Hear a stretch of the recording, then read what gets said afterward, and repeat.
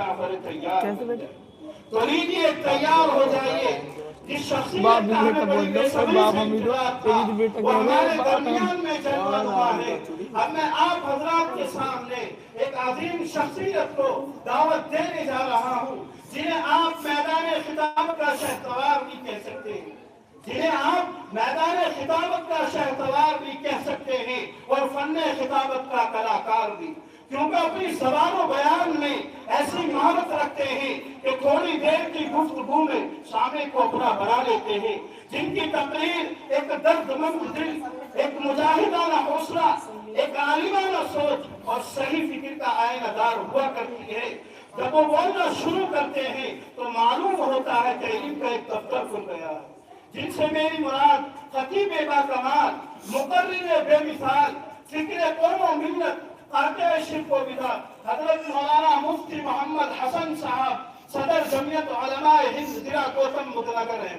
حضرت والا تشریف لائیں اور اپنی زور بیانی اور سحر لسانی سے ہم سامعین کے قلوب کو محسوس کریں کہ کتنے طوفان کتنے ہیں بھور پانی میں، کتنے طوفان کتنے ہیں بھور پانی میں، سفر محفوظ نہیں ہوتا پانی میں۔ اور میں دریا میں اتر جاؤں گا موسیٰ کی طرح، اور میں دریا میں اتر جاؤں گا موسیٰ کی طرح، تجھ میں ہمت ہے تو ذرا اتر پانی میں۔ چاہت کا گلدان بنانا ہے ہم کو، چاہت کا گلدان بنانا ہے ہم کو، اور دنیا کا سلطان بنانا ہے ہم کو۔ ہر مذہب کے لوگ جہاں بے خوف جیے ایسا ہندوستان بنانا ہے ہم کو۔ بسم اللہ الرحمن الرحیم۔ الحمدللہ نحمده ونستعینه ونستغفره ونؤمن به ونتوکل علیہ ونعوذ باللہ من شرور انفسنا ومن سیئات اعمالنا، من يهده الله فلا مضل له ومن يضلله فلا هادي له، ونشهد أن لا إله إلا الله وحده لا شريك له، ونشهد أن محمدا عبده ورسوله، وصلى الله تعالى على خير خلقه محمد وآله وصحابه وسلم تسليما كثيرا كثيرا، أما بعد فأعوذ بالله من الشيطان الرجيم، بسم الله الرحمن الرحيم، قل هل يستوي الذين يعلمون والذين لا يعلمون، صدق الله العظيم۔ قال النبي صلى الله عليه وسلم، من غدا إلى المسجد لا يريد إلا أن يتعلم خيرا أو يعلمه كان له كأجر حاج تاما حجته، أو كما قال صلی اللہ علیہ وسلم۔ معزز علماء کرام اور عزیز طلبہ، اللہ کا فضل ہے، اللہ کا احسان ہے کہ اللہ تعالیٰ نے اس ماحول میں ہمیں علم کی مشغولی میں لگا رکھا ہے۔ یہ اللہ کا بہت بڑا فضل ہے، اس لیے کہ اللہ تعالیٰ جس کے ساتھ بھلائی کا ارادہ کرتے ہیں اسے دین کی سمجھ عطا فرماتے ہیں۔ حضور اکرم صلی اللہ علیہ وسلم نے ارشاد فرمایا، من یرد اللہ بہ خیرا یفقہہ فی الدین، کہ جس کے ساتھ اللہ تعالیٰ بھلائی کا ارادہ کرتے ہیں اسے دین کی سمجھ عطا فرماتے ہیں۔ اللہ تعالیٰ نے ہمارے ساتھ بھلائی کا ارادہ کیا ہے، اللہ نے ہمیں دین کی سمجھ حاصل کرنے کے لیے مدرسے کی چہار دیواری میں قبول کیا ہے اور ایسے پاکیزہ اور نورانی ماحول کے اندر قبول کیا ہے۔ یہ اللہ کا بہت بڑا فضل ہے، اس پر ہمیں اللہ کا شکریہ ادا کرنا چاہیے، اس لیے کہ ہم لوگ اپنی مرضی پر آئے نہیں ہیں بلکہ ہم کو بلایا گیا ہے، ہم کو چھانٹا ہے، اور ہماری چھٹائی کئی ساری جگہ پر اللہ نے کی ہے۔ سب سے پہلے ہم دیکھیں کہ اللہ نے دنیا میں بہت ساری مخلوق پیدا کی ہے، اور ان مخلوق میں سب سے افضل، سب سے اشرف اگر کسی کو بنایا ہے وہ انسان ہے۔ اللہ تعالیٰ نے قرآن کریم میں ارشاد فرمایا، وَلَقَدْ كَرَّمْنَا بَنِي آدَمَ، کہ ہم نے انسان کو مکرم بنایا ہے، محترم بنایا ہے۔ ایک ارشاد فرمایا لقد خلقنا الانسان فی احسن تقویم، ہم نے انسان کو بہترین سانچے میں ڈالا ہے. تو مخلوق کے اندر سے اللہ نے ہماری پہلے چھٹائی کی ہے، اور چھٹائی کرنے کے بعد ہمیں انسان بنایا. اب انسانی دنیا میں بہت سارے ہیں، کوئی یہودی ہے، کوئی عیسائی ہے، کوئی ہندو ہے، کوئی مسلمان ہے. یعنی انسانوں میں ایسے لوگ ہیں جو دوسرے مذہب پر عمل کرنے والے ہیں، لیکن ان سب میں اللہ نے سب سے افضل جو بنایا ہے وہ مسلمانوں کو بنایا ہے. قرآن کریم میں اللہ نے ارشاد فرمایا ان الذین آمنوا وعملوا الصالحات اولئک هم خیر البریہ، کہ جو لوگ ایمان و اعمال کے ساتھ زندگی گزارنے والے ہیں مخلوق کے سب سے بہتر لوگ یہ ہیں. اور جو کفر اور شرک کے ساتھ زندگی گزارنے والے ہیں اولئک هم شر البریہ، یہ مخلوق کے سب سے بدترین لوگ یہ ہیں.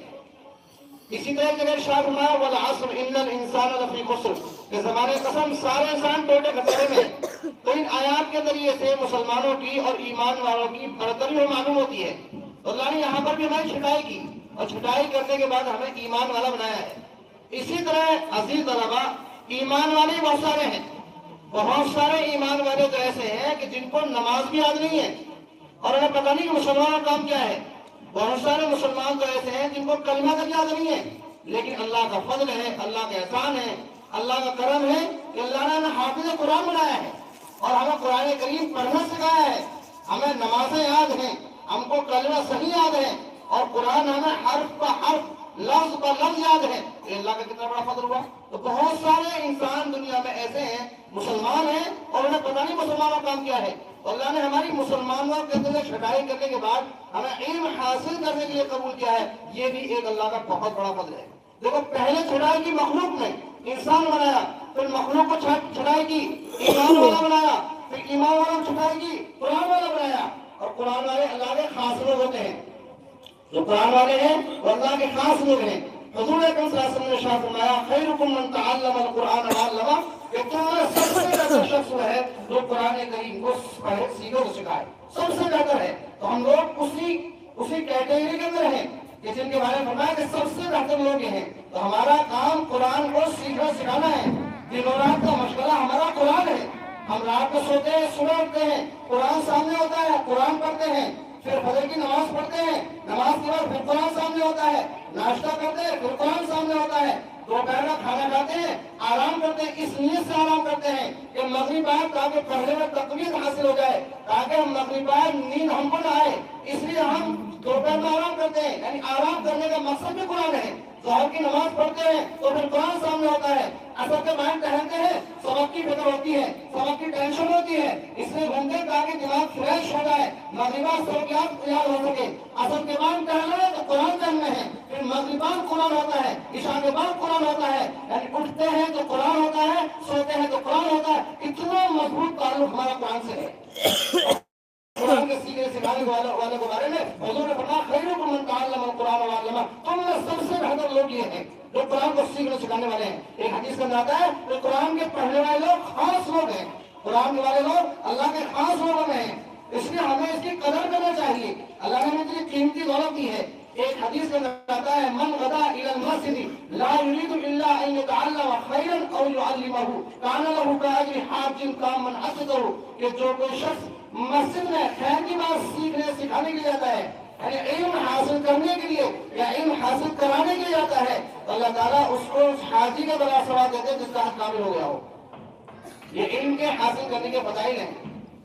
حضور اکرم صلی اللہ علیہ وسلم نے ارشاد فرمایا کہ علم کا حاصل کرنا انسان کو جنت میں پہنچا دیتا ہے. جو آدمی علم حاصل کرتا ہے اللہ تعالیٰ اس کے لیے جنت کا راستہ آسان کر دیتے ہیں. یعنی علم کا حاصل کرنا جنت میں داخلے کا سبب بن جاتا ہے. اور طالب علم کے نیچے فرشتے بھی پر بچھاتے ہیں خوشنودی حاصل کرنے کے لیے. اتنی بڑی جو قیمتی دولت ہمیں اللہ نے دی ہے، ہمیں اس کا شکر ادا کرنا چاہیے. اور شکر یہ ہے کہ ہم اس کو محنت کے ساتھ حاصل کریں، قربانی کے ساتھ اس کو حاصل کریں. جیسے ہمارے اکابرین نے علم کو قربانی کے ساتھ حاصل کیا ہے، ایسی قربانی ہمارے اکابرین نے.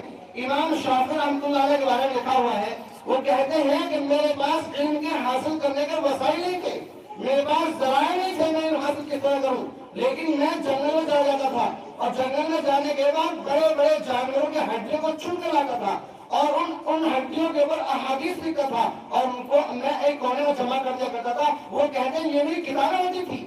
اس طرح کابری میں علم حاصل کیا ہے. وہ کہتے ہیں مدینے کے اندر گیا, وہاں ایک استاد سبق پڑھا رہے تھے, میں بھی سبق میں بیٹھ گیا, طلبہ پڑھ رہے تھے, لکھ رہے تھے احادیث کو, میرے پاس میں کوئی کاغذ نہیں تھا جس پر میں حدیث لکھ سکوں, میرے پاس کوئی قلم نہیں جس کے ذریعے سے لکھ سکوں. مجھے ایک تنگا نظر آیا, میں نے اس تنگے کو اٹھایا, اپنے لعاب میں لگایا اور ہتھیلی پر لکھنا شروع کر دیا. سبق پورا ہوا, تمام طلبہ نماز کی تیاری میں لگ گئے. وہ کہتے ہیں میرا تو وضو تھا, میں بیٹھ گیا. استاد محترم نے مجھے بلایا اور پوچھا کہ کیا کر رہے تھے. میں نے کہا حضرت میں علم حاصل کر رہا تھا, احادیث لکھ رہا تھا جو آپ پڑھا رہے تھے. اس سے لکھ رہے تھے کہ حضرت میں اپنے لعاب سے لکھ رہا تھا. استاد نے کہا کہ تم نے تو حدیث کی توہین کی ہے, تم نے حدیث کی توہین کی ہے کہ تم ان دعا کے ذریعے سے حدیث کو لکھ رہے. فرمایا حضرت میرے پاس علم کے حاصل کرنے کے وسائل نہیں ہے, میرے پاس نہ کوئی کاغذ تھا نہ میرے پاس قلم, لیکن میں طلبہ سے مشابہت اختیار کرنا چاہتا تھا, یعنی طلبہ سے مشابہت حاصل کرنا چاہتا تھا. اس بنیاد پر میں نے لکھنا شروع کر دیا. لیکن حقیقت بات یہ ہے کہ حضرت میں اپنی ہتھیلی پر نہیں لکھ رہا تھا بلکہ اپنے دل پر لکھ رہا تھا. جتنی احادیث آپ نے پڑھائی ہیں میں ان ساری احادیث کو سنا سکتا ہوں. استاد نے کہا سنائیے, ساری حدیثوں کا فرق سنا دیا.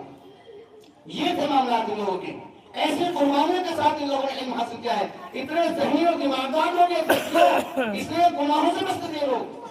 جو گناہوں سے بچ کر علم حاصل کرتا ہے اس کا جو علم ہے وہ محفوظ رہتا ہے اور اس کا حافظہ مضبوط ہوتا ہے. مشہور واقعہ ہے, آپ کے مدرسے میں لکھا ہوا ہے عربی کے اندر کہ اس شاگرد نے استاد سے شکایت کی, شکوت الی وکیع سوء حفظہ, یعنی اپنے حفظ کی شکایت کی, کمزور حافظے کی, کہ میں جو یاد کرتا ہوں بھول جاتا ہوں. استاد نے نصیحت کی کہ تم جو ہے گناہوں سے بچاؤ اس لیے کہ علم اللہ کا نور ہے اور اللہ اپنے نور کو کسی گناہگار کو نہیں دیتے ہیں.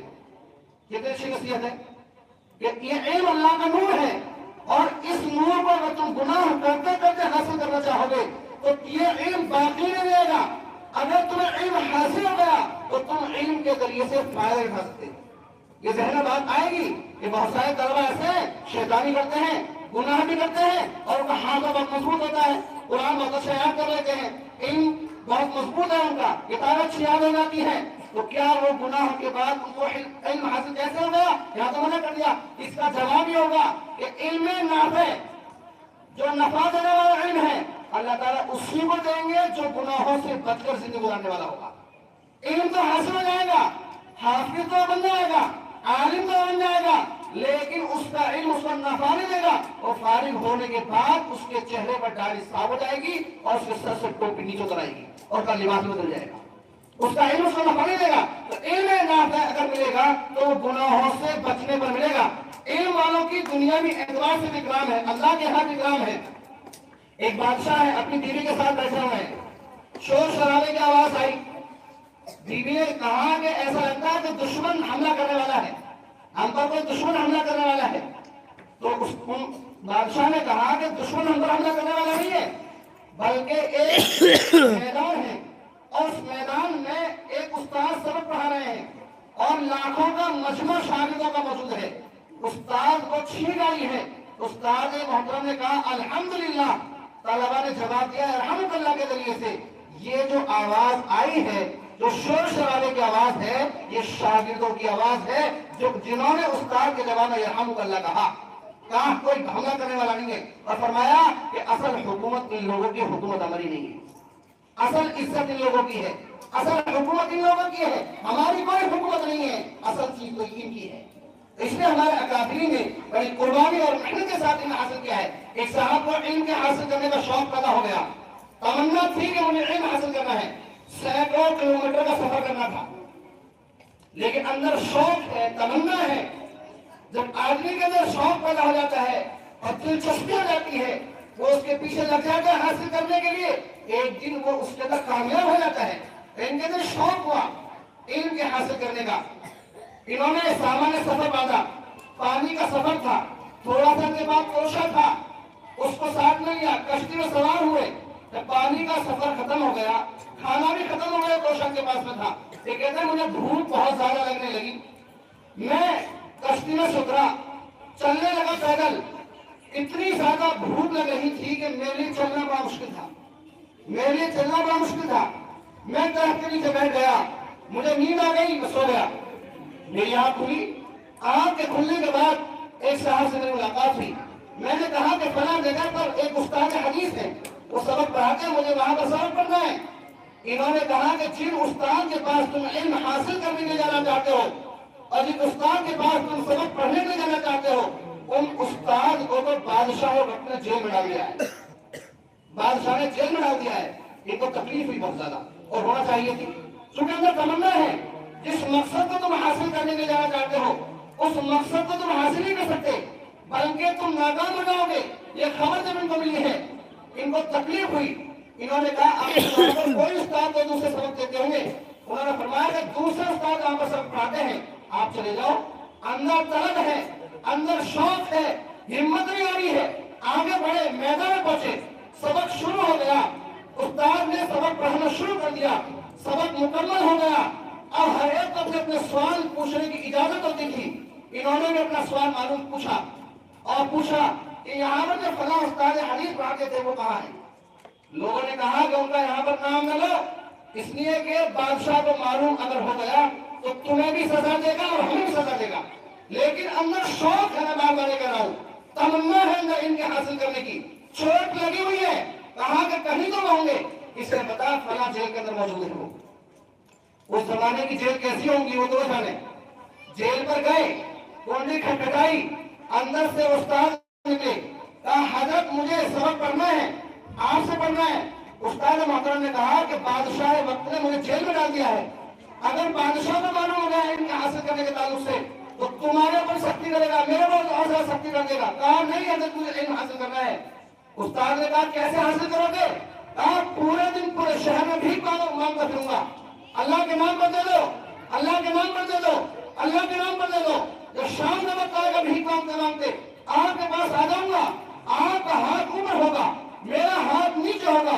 آپ اپنے ہاتھ کا درہم رکھ لینا اور مجھے سبق پڑھاتے رہنا, حدیث پڑھاتے رہنا, علم سکھاتے رہنا. جب کسی کو آتا ہوا دیکھو تو میرے ہاتھ میں تم درہم دے دینا, میں آگے بڑھ جاؤں گا. لوگ کہیں گے بھکاری تھا, بھیک مانگنے کے آیا تھا, یہاں بھی بھیک مانگ رہا ہوگا, علم حاصل نہیں کر رہا ہوگا. یعنی علم بھی حاصل ہو جائے گا اور کام بھی ہو جائے گا, کسی کو پتہ نہیں چلے گا. ہمارے اکابرین نے بھکاری بن کر علم حاصل کیا ہے. اتنی قیمتی دولت ہے جو آج بڑی الحمدللہ. مدارس کے اندر سہولتیں ہیں, گرمیاں آتی ہے پنکھوں کا انتظام ہو جاتا ہے, کولر کا انتظام ہو جاتا ہے, سردیاں آتی ہے تو اسی کا اعتبار سے انتظام ہوتا ہے, اچھا کھانا مل جاتا ہے, بریانی میں کھانا مل جاتی ہے, قورمہ مل جاتا ہے. بڑے مزے کے ساتھ زندگیاں گزر رہی ہیں. لیکن ہم اکابرین کو دیکھیں کیسی مصیبتوں انہوں نے جو ہے اپنے وقت گزارا ہے اور علم حاصل کیا ہے. اس لیے عزیز طلبہ, ہماری ذمہ داری ہے کہ ہم اس علم کو محنت کے ساتھ حاصل کریں. کرو گے انشاءاللہ. ہر ایک کی ذمہ داری ہے, جو سہولتیں ہیں اللہ کی طرف سے ہیں ان کا استعمال کیا جائے, ان کی ناقدری نہ کی جائے اور علم کو محنت کے ساتھ حاصل کیا جائے. دوسری چیز ہے علم پر عمل کرنا. علم کو حاصل نہیں کرنا ہے, حاصل کرنے کے بعد میں اس پر عمل کرنا. طالب علم کہ ہم علم کو طلب کرنے والے بھی ہیں, اس پر عمل کرنے والے بھی ہیں. اس لیے کہ مدرسہ ہمارے لیے فیکٹری کی طرح ہے. یہ مدرسہ فیکٹری کی طرح ہے, جیسے گاڑی فیکٹری بنتی ہے اور چلتی روڈ پر ہے. ہمیں مدرسے میں چلنا ہے, ہمیں امت میں چلنا ہے, ہمیں بننا ہے. اگر ہمیں اچھا بن گئے تو باہر جا کر بہت کام کر سکتے ہیں.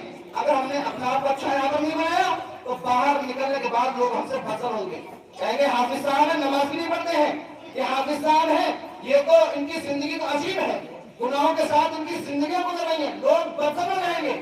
لیکن ہمیں اپنے آپ کو مدرسے کی چار دیواری رہ کر ہر اعتبار سے بنانا ہوگا. علم کے اعتبار سے مضبوط ہو, عمل کے اعتبار سے مضبوط ہو, تقریر و خدمت کے اعتبار سے مضبوط ہو, دعوت کے اعتبار سے مضبوط ہو. کسی بھی شعبے میں پیچھے نہ رہے. یہ موقع ہے آپ کے بعد بننے کا اور بگڑنے کا. ہم کسی بھی شعبے میں نہ پیچھے رہے. اس لیے اگر ہم کسی بھی شعبے میں پیچھے نہ رہے تو فارغ ہونے کے بعد پتہ نہ کون سا میدان ہمیں ملے گا, کچھ نہیں کہا جا سکتا ہے. ہو سکتا ہے آپ کو تقریر و خطابت کا موقع مل جائے, میدان مل جائے, آپ اس میں کمزور ہیں, آپ کچھ نہیں کر سکتے. آپ کو درس و تدریس کا موقع مل گیا, آپ کمزور ہیں, اس میں کچھ نہیں کر سکتے آپ. اسی طرح عمل کے اعتبار سے آپ زیرو ہیں, لوگ آپ کو دیکھ کر بدل ہو جائیں گے. یہ ساری چیزیں ہمیں جیسے رہ کر حاصل کرنی ہے کہ ان کو حاصل نہیں کرنا ہے بلکہ اس پر عمل کرنا ہے. اس کے لیے ہمیں مدرسے کا ادب احترام بھی کرنا ضروری ہے. چونکہ علم صرف رٹا لگانے سے نہیں آتا ہے، علم کے کچھ آداب ہیں، آداب کے ذریعے سے علم آتا ہے۔ ادب میں اساتذہ کا ادب ہونا چاہیے۔ استاد ہمارے ہیں، چاہے ان میں کتنی برائیاں ہو، ہم ان کی برائیوں کو دیکھیں، ہم ان کی اچھائیوں پر نگاہ ڈالیں، ان کی قربانیوں پر نگاہ ڈالیں، ان کا ادب احترام کریں، ان سے اونچی آواز میں بات نہ کریں، ان کے سامنے بھاگے دوڑے نہیں، اور جب وہ کہیں نظر آ جائیں ادب احترام کے ساتھ کھڑے ہو جائیں، ان کی اجازت کے بغیر ہم کہیں نہ جائیں۔ یہ ضروری چیز ہے۔ استاد کا ادب بہت ضروری ہے۔ جو استاد کا ادب کرتا ہے، خدمت کرتا ہے، ذہن کے اعتبار سے اگر کمزور بھی ہو، وہ علم کے اعتبار سے آگے بڑھ جاتا ہے۔ وہ تعلیم کام کرتا ہے، چاہے وہ کمزور ہو علم کے اعتبار سے، لیکن اللہ اس سے کام لیتا ہے۔ یہ اساتذہ کی برکات ہوتی ہے۔ اساتذہ کی چغلیاں کرنا، اساتذہ کی برائیاں کرنا، یہ علم کے محرومی کا سبب ہو سکتی ہے۔ اساتذہ کے دل کو دبانا، یہ علم کے محرومی کا سبب ہو سکتی ہے۔ اس لیے ہمیں ارادہ کرنا چاہیے کہ ہم علم کو استادوں کے ادب احترام کرنے کے ساتھ ساتھ حاصل کریں گے۔ دوسری چیز ہے درسگاہوں کا ادب، یعنی جس درسگاہ میں پڑھ رہے ہیں وہاں ہمیں ادب کے ساتھ رہنا ہے، گالی گلوچ اس میں نہیں کرنا ہے، بھاگنا دوڑنا نہیں ہے، یا اس میں کوئی سپاہی کو دیوار میں مار دینا، یا اسی طرح اور دوسرے حرکات کرنا۔ کہ ہمیں درسگاہوں کا ادب بھی کرنا چاہیے علم کے حاصل کرنے کے لیے۔ اسی طرح سپاہیوں کا ادب ہے۔ بعض مرتبہ ایسا ہوتا ہے کہ آپس میں طلبہ لڑ رہے ہیں، ایک دوسرے کو سپاہی مار رہے پھینک کر، سپاہی کو سلام کر چلے جاتے ہیں۔ یہ علم کے ادب کے، سپاہی کے ادب کے خلاف ہے۔ یعنی اعلی علم کا ادب کرنا، قلم کا ادب کرنا، عزیز طلبہ یہ بہت ضروری چیز ہے علم کے حاصل کرنے کے لیے۔ علم حاصل ہوگا ان آداب کے ساتھ، علم کے اندر برکت ہوگی، انشاءاللہ اللہ تعالیٰ ہم سے کام لے گا۔ اسی طرح آپ کی چھٹیاں ہوں گی، آپ نے یہاں پر گزار دیا، آپ یہاں سے چلے جائیں گے، آپ جائیں گے، لوگ آپ کو دیکھیں گے کہ دیکھو ماشاءاللہ یہ بچہ مدرسے میں پڑھتا ہے، حفظ الاسلام میں پڑھ کر کے آیا ہے، نمازوں کا کتنا پابند ہے، تکبیر و اعلیٰ کا کتنا پابند ہے، سلام کا کتنا اہتمام کرتا ہے۔ اگر آپ نماز کا اہتمام نہیں کریں گے تو وہ مدرسے سے بدل ہو جائیں گے، آپ سے بدل ہو جائیں گے۔ کہ ہے تو حافظ قرآن، پڑھتا تو ہے علم، مدرسے میں پڑھتا ہے، پورے سال مدرسے میں آتا ہے، یہاں آتا ہے نمازوں کو ضائع کر دیتا ہے۔ نماز ہمیں دوسروں کے دکھانے کے لیے پڑھنی ہے، بلکہ اللہ کا حکم ہے نماز کی، نماز کا اہتمام کر رہا ہے۔ یہاں سے جانے کے بعد یہاں تو اساتذہ آپ کے اوپر سختی کرتے ہیں، ڈنڈی کے ذریعے سے آپ کو نماز پڑھاتے ہیں، لیکن اس لیے کام کراتے ہیں تاکہ آپ کی ایک نماز پڑھنے کی عادت بن جائے۔ آپ یہاں سے جانے کے بعد اپنے مقام پر رہ کر بھی نماز کا اہتمام کریں، اس لیے اساتذہ آپ کے اوپر سختی کرتے ہیں۔ حالانکہ یہ بات ہمارے ذہن میں ہونا چاہیے کہ نماز اللہ کا حکم ہے، استاد کی نماز نہیں پڑھنا ہے، مدرسہ کی نماز نہیں پڑھنا ہے، کسی کو دکھانے کے لیے پڑھنا ہے، بلکہ اللہ کا حکم ہے۔ اللہ تعالیٰ نے حکم دیا نماز کو پڑھنے کا، اقیموا الصلاۃ، نماز کو قائم کرو۔ یا ایھا الذین آمنوا استعینوا بالصبر والصلاۃ، مصیبت کو ختم کرنے کے لیے نماز کا اہتمام کرو اور صبر بھی کرو۔ ان الصلاۃ تنہی عن الفحشاء والمنکر، بے شک نماز بے حیائی بری باتوں سے روکتی ہے، یعنی بے حیائی والے کاموں سے روکنے کے لیے، بری باتوں سے روکنے کے لیے نماز کا اہتمام کرو۔ حضور نے فرمایا من ترک الصلاۃ متعمدا فقد کفر، جس نے جان بوجھ کر نماز چھوڑ دی اس نے کافر والا کام کیا۔ نماز کا چھوڑنا مسلمانوں کا کام نہیں، بعض لوگوں نے تجویز کر دیا ہے وہ کافر بن گیا، فقد کفر، وہ کافر بن گیا، لیکن ریاضت اچھا کافر تو نہ بنا، لیکن کافر والا کام اس نے کر دیا۔ اس لیے نمازوں کا اہتمام، نمازوں کا اہتمام ماشاءاللہ کرنا ہے آپ کو، لیکن کوشش اس بات کی ہو کہ تکبیر و قولا کے ساتھ ہماری نماز پڑھی جائے، اول سب میں نماز ہو، تاکہ ہم سے کوئی بدزن نہ ہو کہ ماشاءاللہ یہ لوگ نماز پڑھتے ہیں، ہم کو دیکھ کر دوسرے لوگ یہ ارادہ کریں کہ ہم بھی اپنے بچوں کو جو ہے مدرسے میں داخلہ دلائیں گے۔ تو ایک چیز ہو گئی۔ دوسری چیز ہے سلام کا اہتمام کرنا۔ کسی سے ملاقات ہو گئی، السلام علیکم ورحمۃ اللہ وبرکاتہ، پھر ملاقات ہو گئی پھر سلام کرو، پھر ملاقات ہو گئی پھر سلام کرو، سلام میں پہل کرو۔ سلام ایک دعا ہے، اس کے ذریعے سے مسلمانوں میں سلامتی آئے گی۔ ایک مسلمان دوسرے مسلمان کے لیے سلامتی کی دعا دیتا ہے، پھر دوسرا مسلمان اس کے جواب میں اس کو بھی دعا دیتا ہے۔ اس لیے سلام کا اہتمام کرنا چاہیے۔ ایک حدیث کے اندر آتا ہے حضور نے فرمایا سلام کو عام کرو، سلام کو خوب پھیلاؤ تاکہ تم بلند ہو جاؤ۔ سلام کے اندر 3 چیزوں کا خیال کرنا چاہیے ہمیں۔ سلام کے اندر 3 چیزوں کا، سبقت، کثرت، صحت، یعنی سلام کے الفاظ ٹھیک ہونے چاہیے ہمارے۔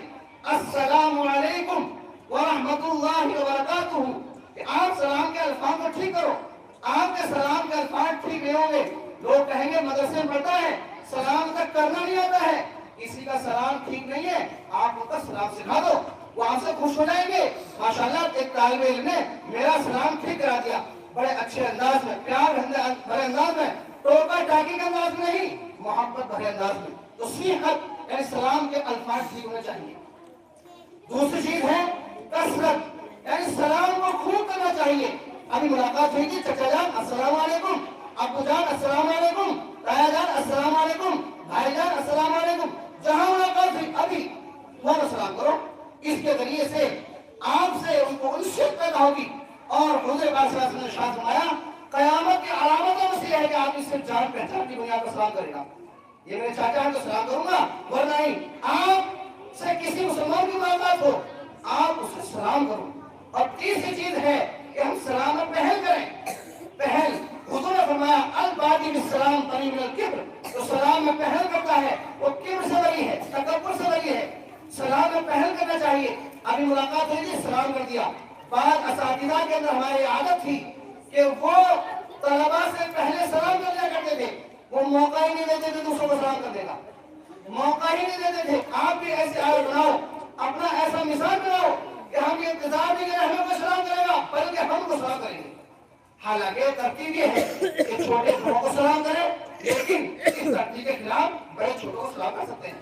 سلام کرنا سنت ہے، سلام کا جواب دینا واجب ہے. تو دوسری چیز تیسری چیز میں آپ کو بتائی کہ نماز کا اہتمام کرنا، نماز میں اپنے اولا کا اہتمام کرنا. اور تیسری چیز ہمیں سلام کا بھی اہتمام کرنا چاہیے یہاں سے جانے کے بعد.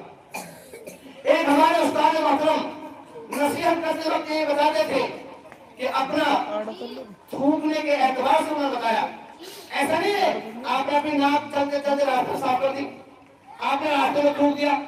آپ کا عادت یہ ہے آپ ایک طرف ہو، نالی کی طرف جاؤ، کام کے ساتھ میں آپ تھوکو، یعنی کسی کو آپ کے ذریعے تکلیف نہ ہو، اس طرح ہمیں کام کرنا چاہیے. اور ہمیں راستے میں کھڑے ہو کر واہی تباہی کی بات نہیں کرنا چاہیے. کسی ساتھی سے ملاقات ہو گئی، ملاقات ہو جانے کے بعد وہیں گپ شپ شروع، وہیں ہنسی مذاق شروع. لوگ آپ کو دیکھ رہے ہیں کہ دیکھو جی مدرسے میں پڑھتا ہے، ہنسی مذاق کر رہا ہے کھڑے ہو کر کے. نہیں، آپ ادب کے اعتبار سے ایک طرف جاؤ، وہاں بیٹھو، اس سے حال چال معلوم کرو، خیر خیر معلوم کرو. اس کے بعد ہنسی مذاق ملنے کی کوئی باتیں جاری کرو آپ اس کو کر لو، لیکن کھڑے ہو کر کام نہ کرو. اس سے پرہیز ہمیں کرنا چاہیے. اسی طرح ہمارے استاد محترم ایک چیز بتاتے تھے کہ آپ فارغ ہو کر کے جا رہے ہیں یہاں سے، اور وہاں جانے کے بعد آپ کی مسجد میں مسجد وار اعمال ہوتے ہوں گے، مشورہ ہوتا ہوگا، ملاقاتیں ہوتی ہوں گی، گشت بھی ہوتا ہوگا، اور اسی طرح تعلیم بھی ہوتی ہوگی. تم ان کے ساتھ مسجد وار اعمال میں چھوڑ جانا. تمہارے پاس وقت ہوتا ہوگا اور تو کوئی کام ہوگا نہیں کہ تم وہاں جانے کے بعد ان کے مشورے میں بیٹھ جانا تاکہ لوگ آپ سے فائدہ اٹھائیں. ان کے ساتھ ملاقاتیں کر لینا تاکہ لوگ آپ سے فائدہ اٹھائیں. تعلیم میں بیٹھ جانا، کوئی بات سمجھانے والے کو سمجھا دینا، یعنی دعوت کا مثال بنانا. اپنے جو آپ نے جو علم حاصل کیا کوئی سال مدرسے میں رہ کر اس کو دوسروں کو پہنچا دینا، یہ آپ کی ذمہ داری ہے. اس کے ذریعے سے انشاءاللہ آپ کی ذات کا نفع ہوگا. لوگ آپ کی تعریف کریں گے، تو آپ کی تعریف کریں گے تو آپ کے حوصلے بلند ہوں گے، آپ کے ارادے عزائم رہیں گے. امت میں گھومو تو پھرو گے، آپ کو امت کے احوال معلوم ہوں گے، امت کے حالات معلوم ہوں گے. آپ کو پتہ چلے گا آپ نمازی ہیں، آپ تہجد گزار بھی ہیں، آپ حافظ قرآن ہیں، لیکن آپ کے گھر میں رہنے والے آپ کے ابو ہیں، ان کو نماز بھی یاد نہیں ہے، ان کو کلمہ بھی یاد نہیں ہے. وہ پڑھے لا الہ الا اللہ محمد رسول اللہ، یہ تو میں نے بہت اچھا پڑھ دیا، ورنہ اس سے زیادہ بیکار کلمہ پڑھتے ہیں. ہمارے بھائی ہیں جو ہم رہے ہیں، ہمارے بھائی، ہماری اماں جو ہمارے قربانی دے رہی ہے، ہم سے پیار محبت کرتی ہے، ان کو کلمہ یاد نہیں، ان کو نماز یاد نہیں. آپ ان کو یہ ساری چیزیں سکھاؤ. آپ ان سے پوچھیں گے نماز کے بارے میں، آپ ان سے پوچھیں کرنے کے بارے میں، تو پتہ چلے گا ان کو یہ چیز یاد نہیں. آپ کو احساس پیدا ہوگا. جب آپ کو احساس پیدا ہوگا آپ کے ارادے عزائم اور زیادہ آگے بڑھیں گے. اس لیے عزیز طلبا، یہ چند نصیحتیں ہیں، یہ چند بات آپ کے سامنے کی گئی. ہم کو ارادہ کرنا چاہیے انشاءاللہ ہم ان باتوں پر عمل بھی کریں گے. اور انشاءاللہ اس کے ساتھ ساتھ چونکہ آپ کی چھٹی ہو جائے گی، 1 تاریخ میں آپ کی چھٹی ہے اور 10 شوال میں شاید مدرسہ کھلے گا. اب آپ کے بیچ میں بڑا لمبا وقت ہے، بہت بڑا وقفہ آپ کے پاس میں. میں سمجھتا ہوں تقریباً 1 مہینہ 1.5 مہینے کا وقفہ ہے. آپ اس میں کیا کریں گے؟ آپ کے گھر والے بھی اکتا جائیں گے، بار بار ان کے پاس آپ رہیں گے، آپ کو کچھ کرنا نہیں ہے. اس کی ترتیب یہ کہی جاتی ہے निजामुद्दीन से बात कही जाती है और तरतीब बनी हुई है कि अजीज तलबा, जो अपना कीमती वक्त आपको मिला था, आपने पूरी साल मदरसे पढ़ा है, आपकी तबीयत चाहेगी हम अपने माँ बाप की खिदमत करें, आपकी तबीयत चाहेगी हम अपने माँ बाप के साथ रहें, भाई बहनों के साथ रहें। बड़ा कीमती वक्त है आपका, उस वक्त को कोई कमजोर नहीं कर सकता, उसकी अहमियत को कमजोर नहीं कर सकता कोई। बड़ी अहमियत है आपकी। आप मदरसे में हैं, यहाँ भी अल्लाह करते हैं। हुजूर ने फरमाया मन खरज फी तलबिल इल्म और वह फी सबीलिल्लाह हत्ता यरजिअ, कि जो वो शख्स इल्म हासिल करने के लिए जाता है वो अल्लाह के रास्ते में होता है, यहाँ तक कि घर न लौटा है। आप बेशक यहाँ के अल्लाह के रास्ते में हैं, लेकिन जो लंबी छुट्टी आपकी आ रही है, आपके अंदर जज्बा और तमन्ना होनी चाहिए कि जो इल्म हमने हासिल किया है, जो कुरान हमने पढ़ा है, जो करना हमने ठीक किया है, उम्मत का करना ठीक हो जाए, उम्मत की नमाज ठीक हो जाए, लोग जो है अल्लाह के हुक्म में जिंदगी गुजारने वाले बन जाए। उसके लिए इंशाअल्लाह हम अपने वक्त को फारिग करके अल्लाह के रास्ते में जाने की तरतीब बनाएंगे, कहीं जमात में जाने की तरतीब बनाएंगे। अल्हम्दुलिल्लाह जमातें जा रही हैं। अभी हम कल एक तालीम की तश्कील करने के लिए देवबंद गए, वहाँ मालूम हुआ कि 30 जमातें देवबंद शहर से बन रही हैं। अल्हम्दुलिल्लाह 30 जमातें, और 18 जमातें दारुल देवबंद अंदर से बन रही हैं। 18 जमातें चिल्ले की दारुल देवबंद से और 12 जमातें दूसरे मदारिस से बन रही। मेहनत हो रही है, तलबा वक्त खाली कर रहे हैं, और सैकड़ों की तादाद में तलबा की जमातें पूरे हिंदुस्तान से लेकर जाती हैं। उलमा साल लगा रहे हैं, और अब तो अल्हम्दुलिल्लाह दूसरा साल लगा रहे हैं, और 30वें साल की तरतीब बन रही है। तो कुर्बानी दे रहे हैं, ये भी आपकी कुर्बानी है। तो मैं आपसे यूँ कहूँगा कि आप अपने इस वक्त को भी ज़ाया न करें। जो आपने कुछ पढ़ा है इसको उम्मत तक पहुँचाना है, ये हमारा काम है। हर आयत के 3 तकाज़े हैं, उसको सीखा जाए, उस पर अमल किया जाए, उसको दूसरों तक पहुँचाया जाए, हमारा काम है। हम उसको सीख रहे हैं, उस पर अमल भी करेंगे, उसको दूसरों तक पहुँचाने की तरतीब बनाएंगे, और दूसरों की तरफ पहुँचाने की तरतीब पहुँचानी होती है।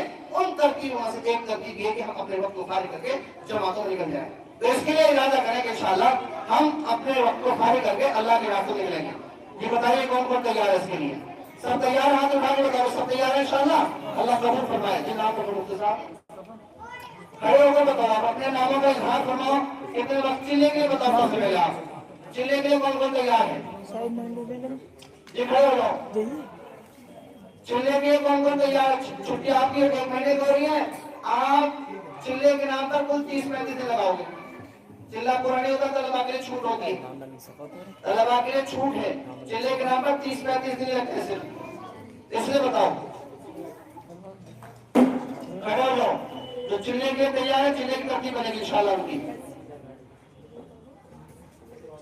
तश्कील को आपस में बैठ करके जहन बनाओ। ये भी एक काम है, इसे काम समझो, ये भी एक काम है। जी मुझे पता है आपके अंदर तमन्नाएं होंगी घर जाने की, आपने तरतीबें बना रखी होंगी सारी, और आपके दिल में इस वक्त वहां की तस्वीरें सामने होंगी। ये चीज आपके माने बनेगी। जब ये करना था, वो करना था, रहने बात हमारे सामने आ गई, आपको आएंगी। कुर्बानियां दे रहे हैं, कहते हैं जो कोई सर डाल दिया तो फिर मुंह से कर लेंगे। क्या हमारा तो काम ये है, हमारा तो काम जिसने दीन में अपना को लगा दिया उन्हें तो कुर्बानी ना करना है। आपने दीन में अपना सब काम डाल दिया है, अब तो आपको पूरी जिंदगी कुर्बानी देनी है। मदरसे के जमाने में कुर्बानी देनी है, फारिग होने के बाद इमाम बन जाओगे, लोग परेशान करेंगे, उसको कुर्बानी देनी है। मदरसे में जाओगे, वहाँ परेशान है, वहाँ कुर्बानी देनी है। पूरी जिंदगी कुर्बानी आपके लिए, तो इस मैदान में कदम बढ़ा दिया है। इसलिए बताओ जी, खड़े होकर नाम लिखो अपना, अल्लाह कबूल फरमाएगा। क्या नाम है आपका?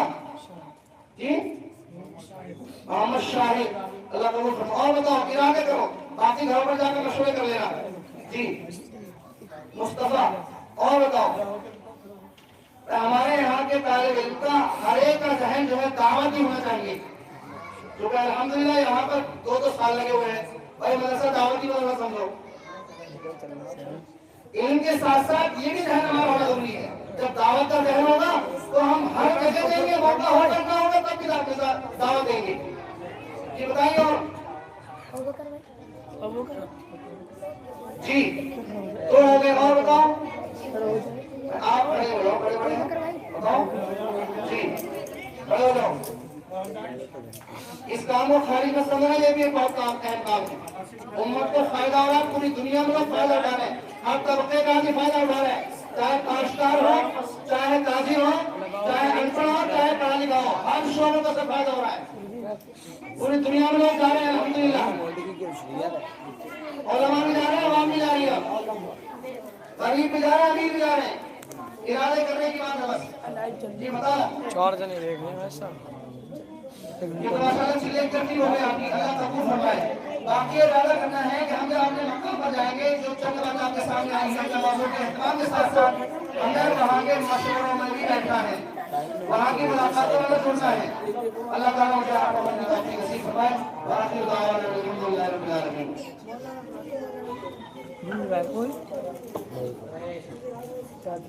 آنکھوں میں بس کر دل میں سما کر چلے گئے، آنکھوں میں بس کر دل میں سما کر چلے گئے، خالدہ زندگی تھی جگا کر چلے گئے۔ ماشاءاللہ مفتی محمد حسن صاحب دعوت برکاتہ عالیہ نے بہت ہی اچھی نصیحتیں کی ہیں۔ اب اصل ہے عمل۔ اللہ تعالی ہم سب کو جو ہے ان تمام باتوں پر عمل کی توفیق عطا فرمائے۔ یہ ہم سب کو سمجھنا چاہیے کہ ہمارے اوپر اللہ تبارک و تعالیٰ نے جو رہنما بٹھائے ہیں، اور ہمارے اوپر کاٹنے ڈپٹنے والے، ہمیں لے کر چلنے والے جو موجود ہیں، غنیمت سمجھنا چاہیے، ورنہ ایک زمانہ ایسے آنے والا ہے جو ہمیں ایسے بھی رہنما نصیب نہیں ہوں گے۔ تو ہمیں دل سے قدر کرنی چاہیے اور اطاعت کرنی چاہیے، فرمانبرداری کرنی چاہیے اور سب کا ادب احترام کرنا چاہیے، اور جو تمام باتیں ہوئی ہیں ان پر عمل کرنا چاہیے۔ اللہ ہم سب کو عمل کی توفیق عطا فرمائے۔